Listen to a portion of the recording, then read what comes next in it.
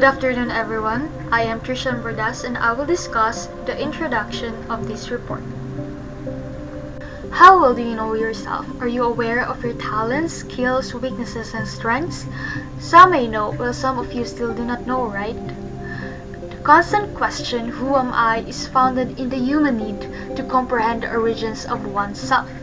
When people are asked to explain what they understand about a self, the most common response is, it's who I am and it's what makes me unique and different from everyone else. Numerous studies have been conducted and various methodologies have been established from conceptions about the self in order to have a better knowledge of it. Important philosophers from ancient to the present day have attempted to identify the key elements that make a person unique.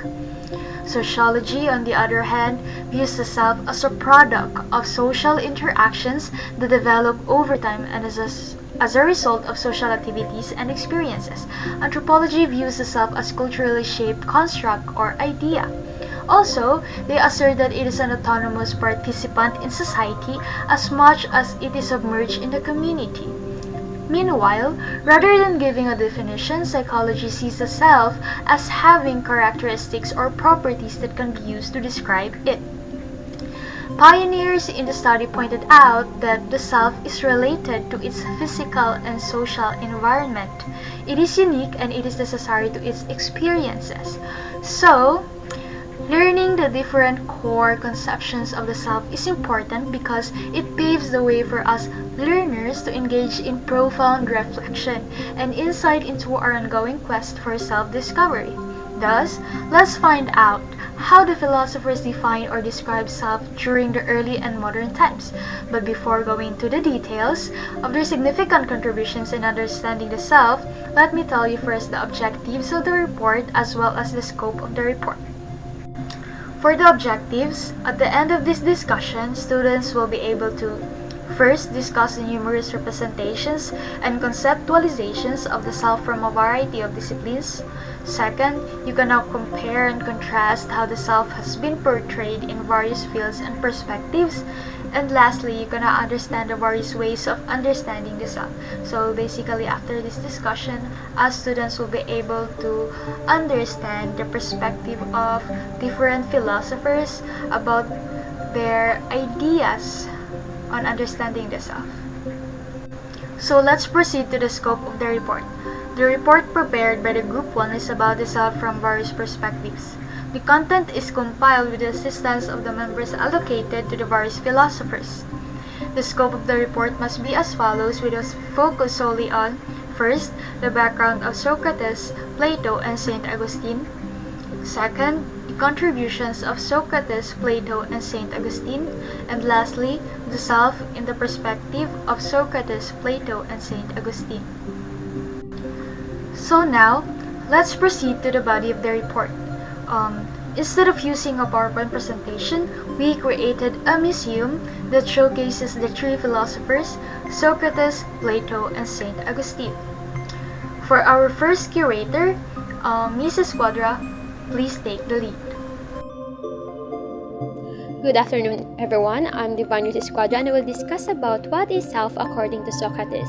To start with, who is Socrates? Socrates is an ancient Greek philosopher considered to be the forerunner or main source of Western philosophy. Socrates was arguably the most influential philosopher ever and a Greek legend. To this day, he is considered as the father of Western philosophy because he uncovered some of the most basic questions in philosophy. But at the time, in his native Athens, he was seen as a controversial figure.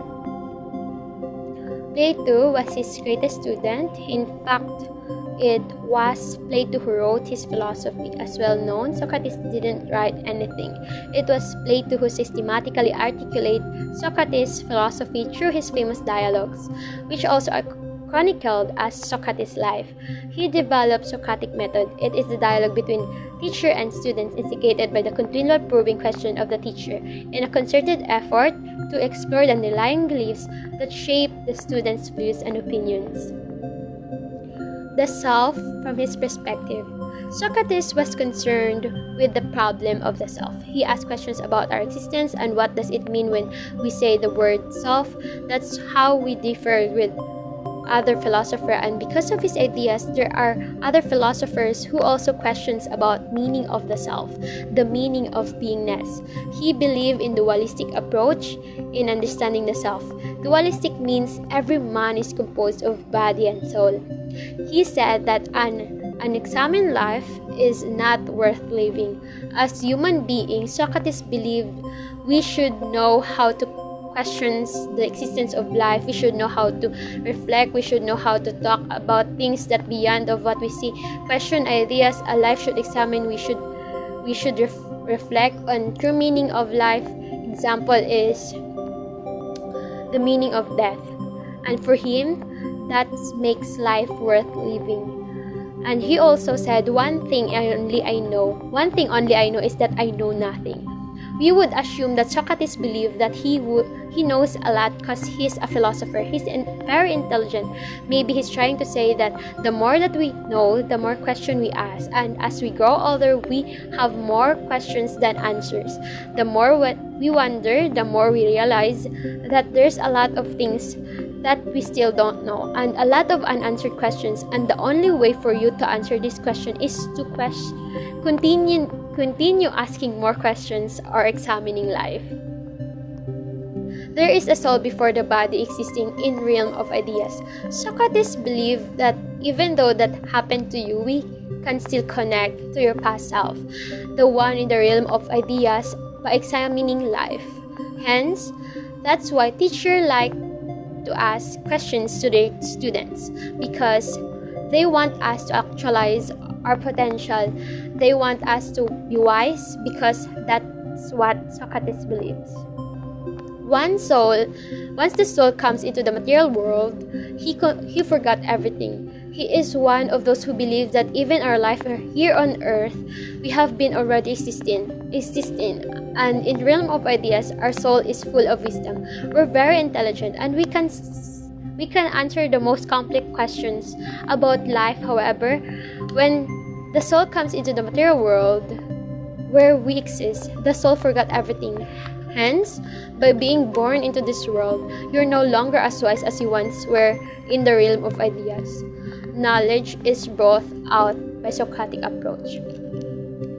He is known for what we call Socratic approach or Socratic questioning. It is also used in psychology, and in psychology, they define Socratic approach as teaching by asking questions. The one being asked will have a lot of realization, as questions would help us to think deeply and to analyze in trying to answer different questions of existence. That's all. Thank you. So thank you for the amazing discussion, Mrs. Quadra. So Socrates of Athens is the most famous figure in the world history for his contributions to the development of ancient Greek philosophy, which provided a foundation for all the Western philosophy. In fact, he is known as the father of Western philosophy for this reason. Arguably, Socrates is the most influential thinker ever. He was dedicated to reasoning. He sought knowledge more than anything else, including victory. He used logical methods to pursue the truth, with his willingness to question everything. His determination to only accept the absolute truth with reasoning makes him the first clear person in critical philosophy. Over the centuries and even today, a lot of decisions are made under emotional judgment rather than reasoning. We today can see the divisions in society, and a lot of it can attribute to the breakdown in seeking the truth through logic. So that's all for Socrates, and now let's proceed to another philosopher which will be discussed and led by Miss Magalina.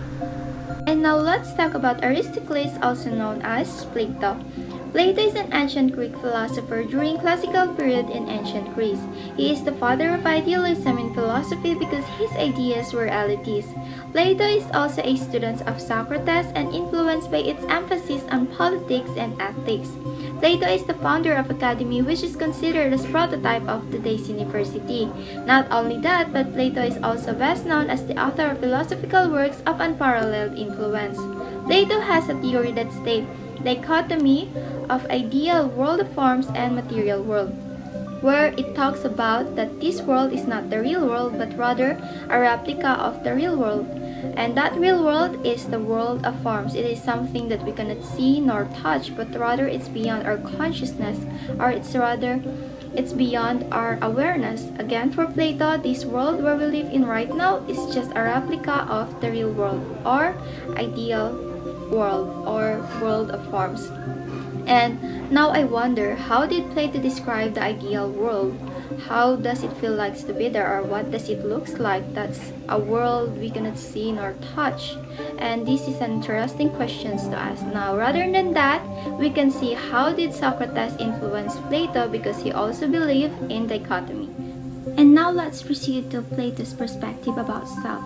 Plato's concept of self can be obtained from his notion of the soul. We cannot actually find in Plato a full articulation of the concept of the self, because what we can find when we study ancient Greek conception of the self are questions like what is the fundamental truth about human nature, or what defines the fundamental identity of an individual. And with these questions, however, gave us an idea how did Plato understand the self, and that is as a human person capable of reason and action. And if one is quite familiar with ancient Greek philosophy, this aspect, that is as a human person, that is a capacity to think and act, point to the idea of the soul. And again, this explains why we refer to the soul when we study Plato's concept of the self. There are three components of the soul: the rational soul, the spirited soul, and the appetitive soul. The rational soul is the one that reasons out. It is located in our head. It is the one that thinks, reflects, analyzes, and do other cognitive functions. While the spirited soul is located in our chest, it is the one that honors. It enables the human person to experience sadness, happiness, abomination, and other emotional feelings. And lastly is the appetitive soul.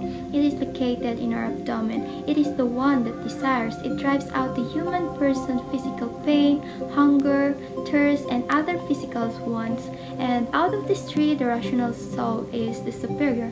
And Plato confirmed that the true self of the human person is the rational soul, because the rational soul is the reason that constitutes the person's soul, which is separable from the body. Thank you for that, Miss Magalina. In addition, Plato was alive during a time where politics and public affairs was considered the greatest achievement of a man. He talks a lot of morals and ethics, while Socrates' greatest contribution to society was his method for critical thinking. Meanwhile, Plato's greatest contribution to society was illustrating how and why it is relevant. Plato advocated that critical thought and everyone applying it was relevant and necessary for a society to be well and morally governed. Also, Plato is important because he has had a profound influence for over 2,000 years in shaping the development of our understanding of ourselves and the world. Similar to how we implicitly carry within our personal psyche the influence of our parents, our collective psyche today carries within it a big influence from Plato. Whether we like it or not, whether we rebel from it or not, it is something to be consciously acknowledged and understood if we are to know ourselves. So that's all for Plato, and now let's proceed to another philosopher that will be discussed and lead on by Mr. Pamolino.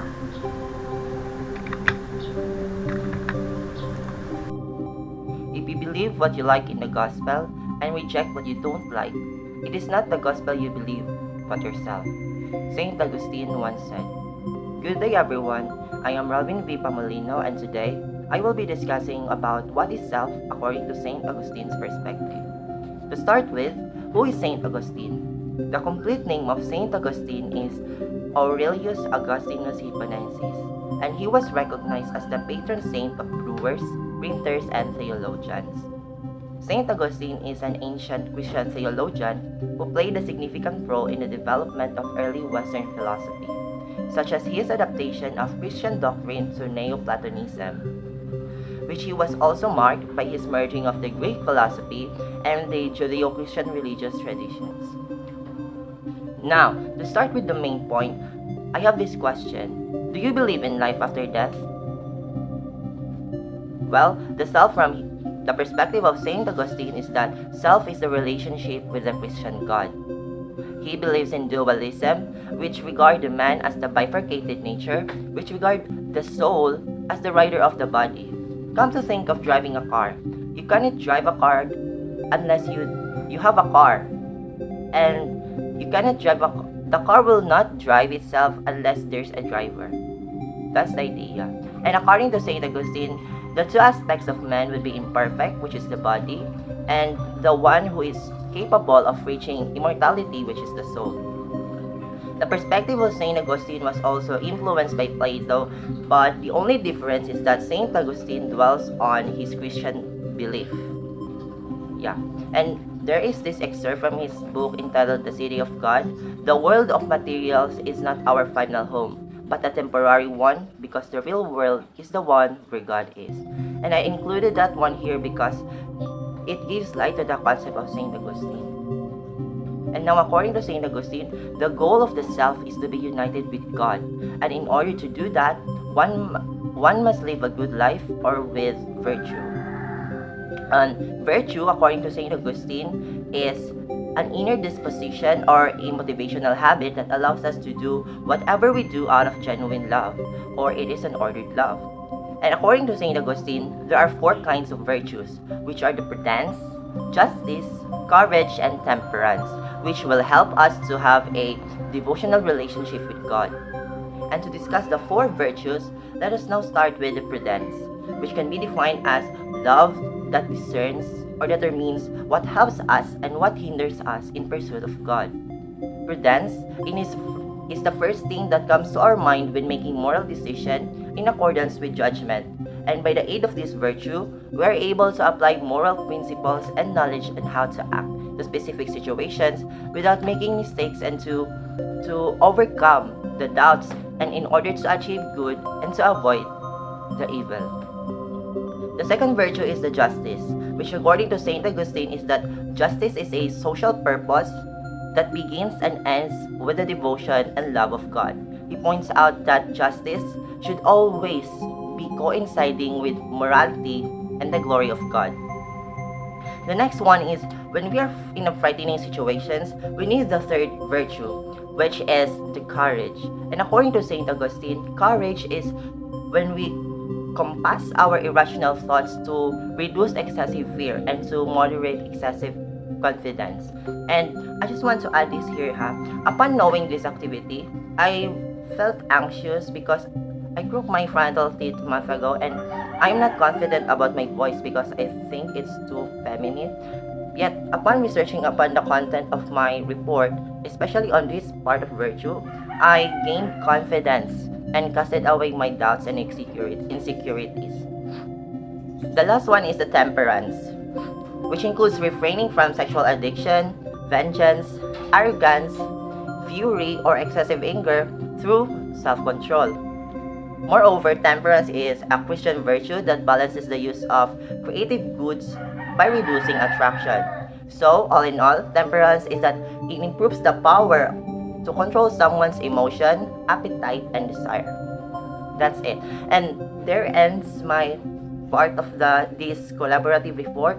I hope you learned something, and I am now passing the floor to my co-reporter.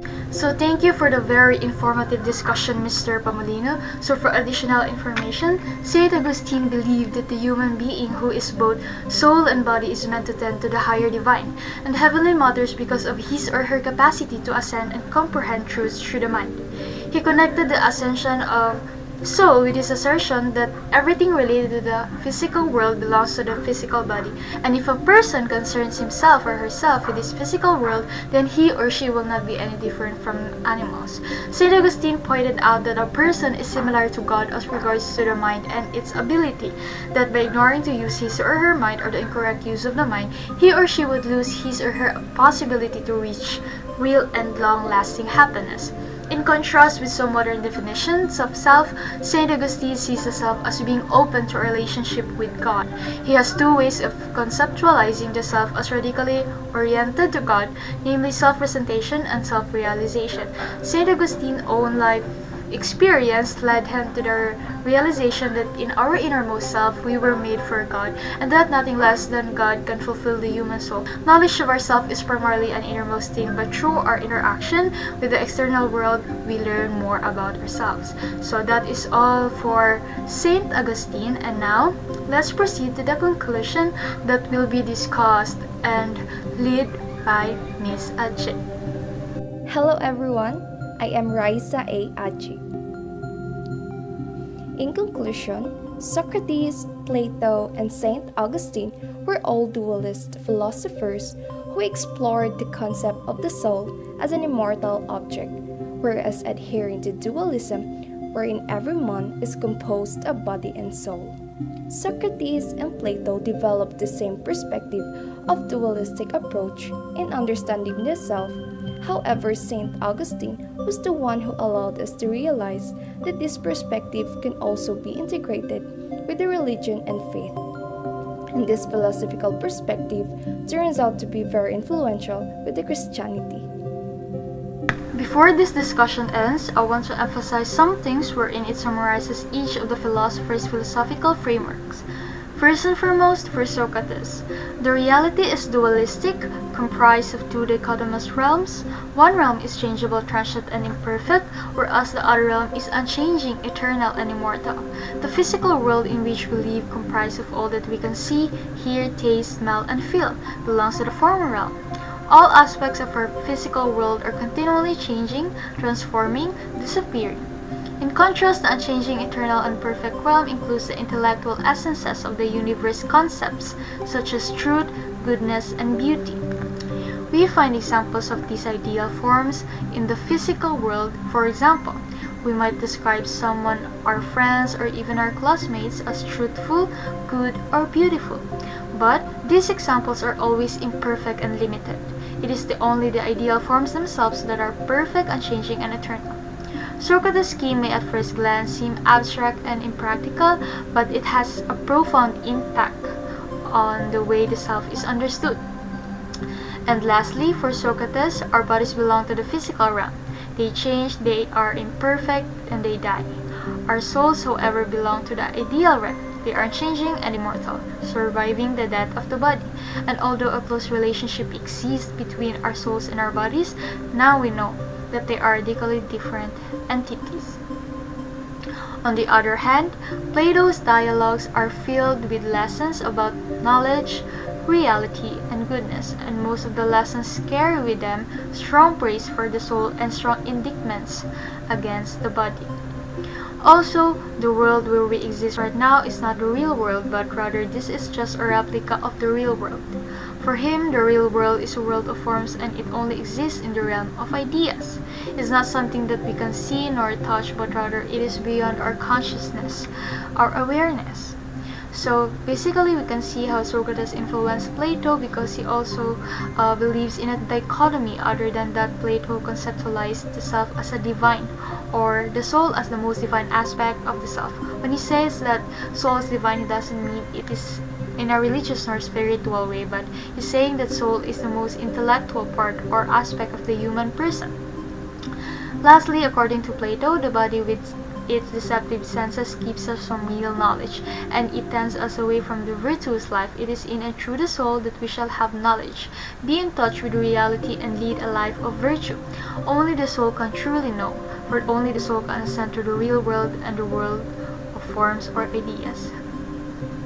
And for the last part, in melding philosophy and religious beliefs together, Saint Augustine has been characterized as Christianity's first theologian. His ideas define and shape the structure of Christianity for the next 1500 years. But serving as a conduit for Plato's fundamental ideas, Saint Augustine's influence extended beyond Christianity to the cultural consciousness of Western civilization as a whole. We will see his direct impact on the thinking of the next individual. We consider the French philosopher René Descartes, that will be discussed by the next reporter. I hope you have learned something in today's discussion, and I hope this will serve as a help for you on your ongoing quest and self-discovery.